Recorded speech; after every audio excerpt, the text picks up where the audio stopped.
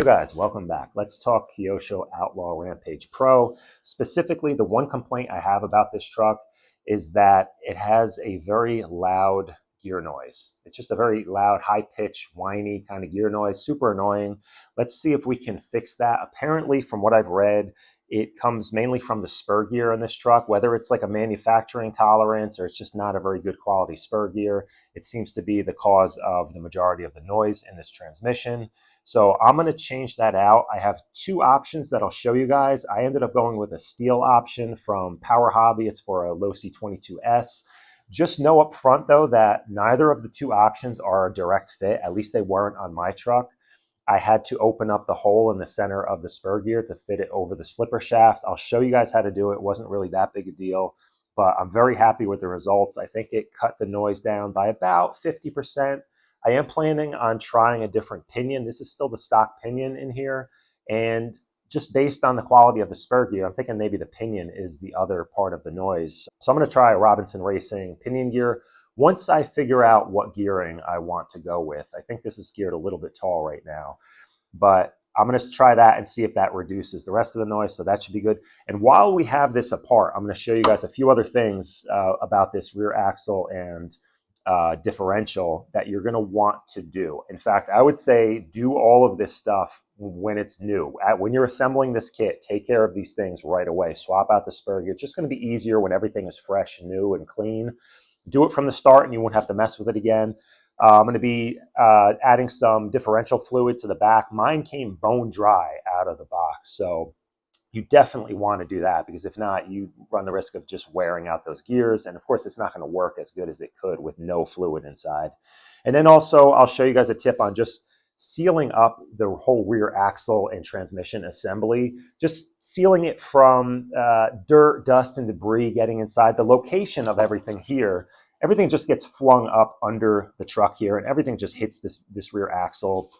And you do tend to get a lot of dirt and debris lodged in here, and it can get inside. And if it gets inside to your transmission gears, it can just cause some premature wear or maybe even failure. So real easy tip on how to seal that up. I think that's going to be a really great long-term benefit. So yeah, let's get into it, guys. And I will have links up to everything below. There is one other option if you are looking for a direct fit spur gear. There's a company called GTB. I've seen them on AliExpress. I'll link that up down below too. They do sell a metal spur gear that is supposedly a direct fit for this truck. And they also have a complete, it's a little pricey though. It's like 31 bucks. And then they do have a complete transmission kit that has the spur gear, a metal diff housing, and then all metal internal transmission gears. And that's like $116. So that's probably the better value of the two. If I were ordering that, I would just get the full kit. I think metal gears are going to be a good thing for this. I'm not sure if they're going to be any quieter. Who knows? You know, but I just wanted to mention that because I don't mention it anywhere else in this video, but there is an option. I'll link that up down below. I'll link up the two spur gears that I'm showing you guys. And yeah, let's get into it and see how it works out. All right, so here's the before. And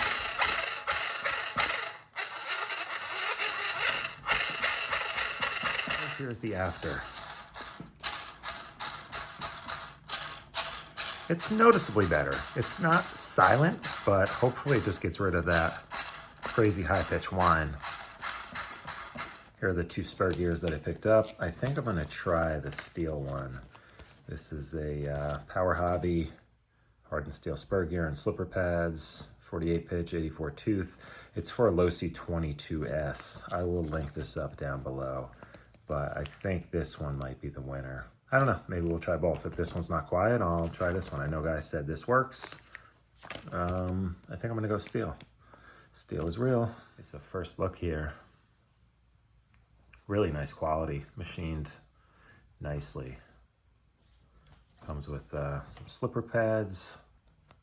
That was another issue on this truck. If you adjust the slipper the way they say to in the manual, it slips like crazy. You gotta go way tighter than what they suggest. So wondering if just changing up the slipper pads here is going to really help out. For the hell of it, let's get a weight. 29 grams. Stock spur weighs 8 grams. So to remove the spur, you do need to take the entire axle out of the truck.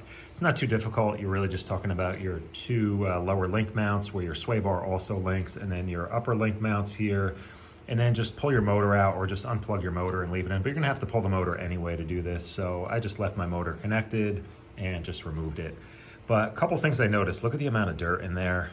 I'm gonna try to find a way to seal this outside section of the motor, maybe a little bit of foam or something. The only downside to that is you may have some heat buildup on the motor. You're just not going to get any air circulation around there. So I'm not sure yet. As long as the dirt doesn't get through, that's not going to be an issue. So maybe just sealing that outer edge might be good. I don't know. I'm going to take a look at it when I put it back together. I did notice a tiny bit of dirt down in here where you can change your pinion, the little cover here. I did put some grease around the edge of that just to catch most of the dirt, and it seemed to help, so I think that's a good idea. But this is something I noticed here. If you spin, might be hard to hear here. Might be kind of hard to hear it, but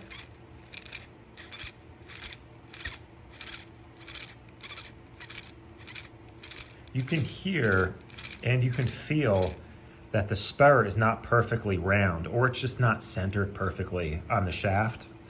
So it does have some run out, and I think that's part of the reason this thing is so noisy. You can just feel it's just not perfectly straight. Okay, so not too much dirt in there. A little bit around here. Some of it may have snuck in as I was pulling it apart. The diff feels a little rough.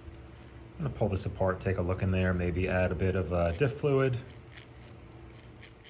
Okay, so opened up the diff. It is bone dry. I mean, there's a teeny bit of grease here, but essentially nothing on the gears. I mean, they could not have put in less grease if they tried. I might just start out with like 10K and see. I wouldn't mind this thing being a little bit more two-wheel drive rather than one-wheel peel. So let me give that a try. I think it's kind of middle of the road, and we'll see if it stays in there. There is a gasket on here, so I have to assume. Now, I believe the kit did come with some diff fluid. I forget offhand what it even is in terms of viscosity, but I'm just gonna go with 10K for now. This isn't all that difficult to pull apart. If I wanted to change it, let's just let this settle down and see what we got going on. But at this point, going from nothing to anything is going to be a significant difference. Well, shouldn't have done that. All right, I think that's gonna be about full enough. Let's get this back on. Pretty beefy gears in there. Yeah, so there you have it. Out of the box, you have a 100% open diff on this truck. So you have options. And you can do, 5,000 if you want just a tiny bit more of a two-wheeled action, 10,000, 20, it's pretty much up to you. You can go all the way up to 1,000,000 weight. You can do silicone earplugs in here for a pretty much fully locked up driving experience. Let's see. I mean, an added benefit, it's quieter. Those gears with nothing on them were kind of noisy, so I'm sure that was not helping the situation.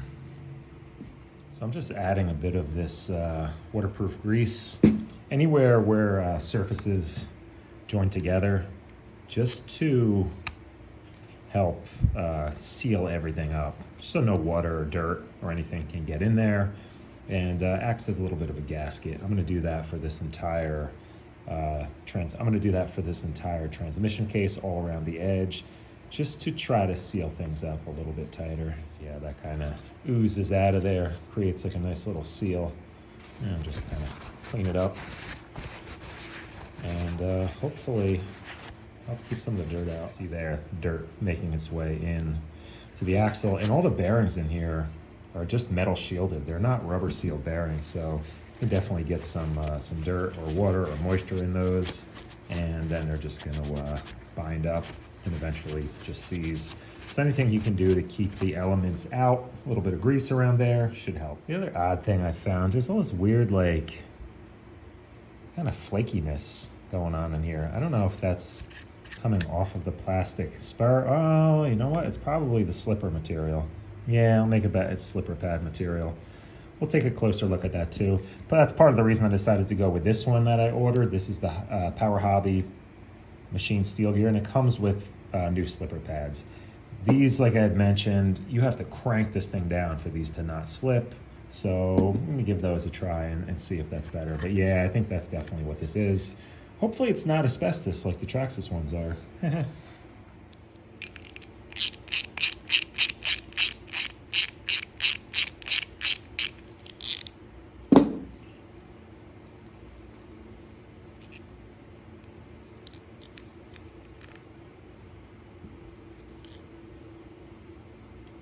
Yeah, I'd say that is, man, that is a shiny slipper pad. No, it's like, it's plastic. It's slippery as hell. No wonder this thing slips so much. Oh my God, that's crazy. Just gonna clean the surfaces with a bit of isopropyl alcohol. Just make sure there's no, because there was some almost like oil residue on here. If that gets onto your slipper, no bueno.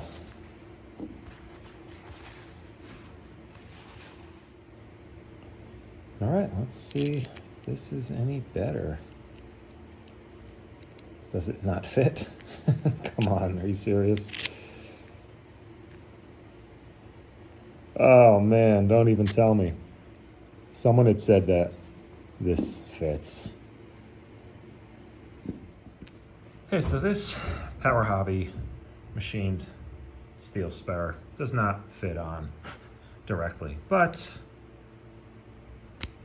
we made it work. Took it over to my machine shop and I machined down the, nope, I didn't do that. I just took a chainsaw file that is a 3/16 and just kind of carefully spun it on there. And then I did the old whoop, whoop, whoop, whoop, and just kept doing this until it kind of machined the inside a bit, and we should be good to go. Let's give it a shot. Okay, so yeah, we got it to fit. Seems pretty straight. Let's see what happens. Going to assume with this new slipper pad style, I do not have to crank this down quite as much as the original. So we'll see. Start there, see where we end up. Get this back together and we'll see how it works. Okay, so I did add some of this waterproof grease to the gears, just trying whatever I can to quiet this thing down. And as I mentioned, I did a little bit of a layer of grease around the whole lip of the edge of this, so when they fit together, it's going to create a nice seal. So let's give it a shot. Am I forgetting anything? I don't think so.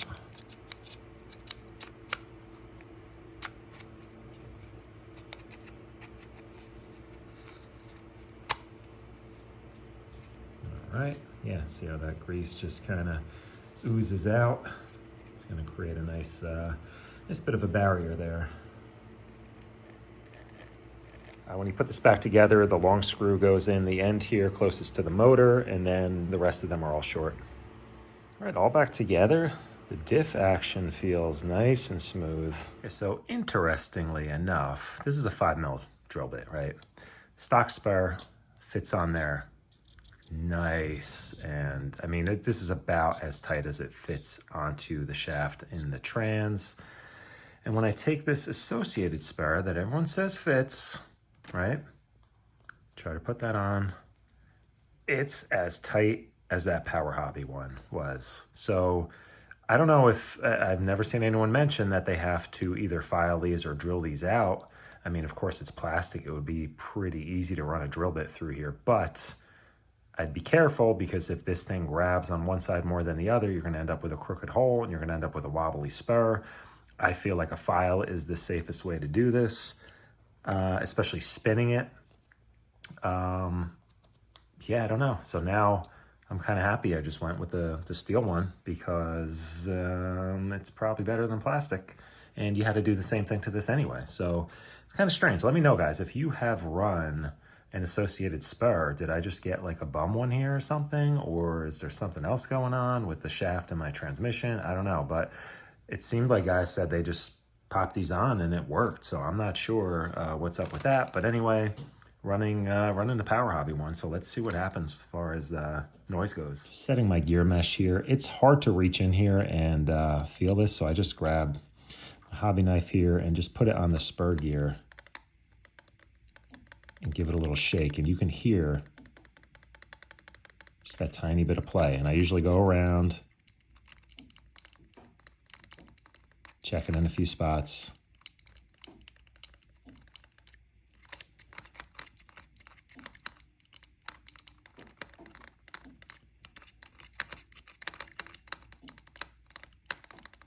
And you see how this has this shoulder on the back here where the gears are not cut fully down throughout the entire pinion? You got to make sure that that shoulder is not rubbing on the, if the spur is out too far, like toward the end of the motor shaft, that shoulder could be rubbing on the spur gear, and that alone could cause a lot of issues. Yeah, let's give it a little bench test here.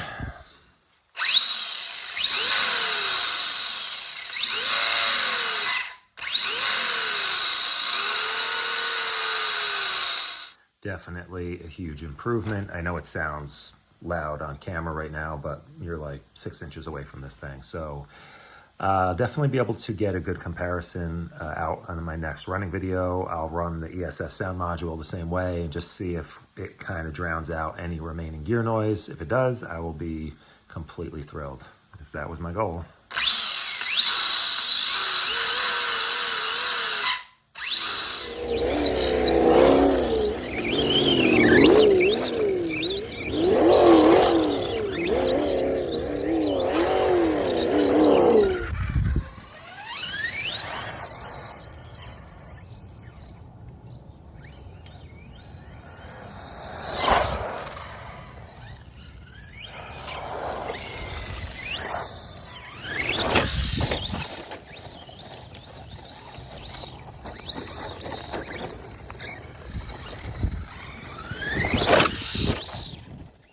Yeah, so that's a wrap on this video, guys. Thanks for watching. Stay tuned for more running video coming up soon with this. I'm going to try that other pinion gear at some point, see if it quiets it down even more. I really hope so.